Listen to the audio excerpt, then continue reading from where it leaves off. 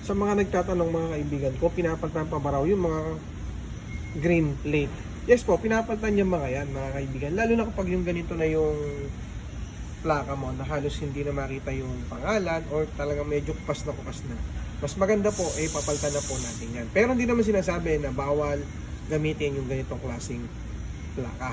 At kung magpapapalit naman po kayo mga kaibigan is kalimitan po or mas marami na same lang po yung binibigay na plate number dyan. Kaya hindi nyo na po kailangan ng certificate kasi pareho lang naman yung number na bibigay sa inyo. Kung may certificate, okay lang po. Mas maganda po yun. Kung wala naman, sa tingin ko naman po, hindi naman po ganung issue yan. Kasi nga po, same lang yung kanyang plate number. Okay? Sa mga nagtatanong po, para sa mga green plate, kung yan po ay green plate, pwede nyo po yung papalitan. Nasa sa inyo po yung papalitan nyo. Pero kung ganito naman, na halos kupas na, mas masasuggest ko po sa inyo na papalitan na po natin yan. Kasi nga po, kita nyo naman, kupas na yan. Okay? Pero walang huli yan kung sakasakali na gamitin mo yung mga green plate. Huwag lang talagang sobrang kupas na. Okay? Thank you.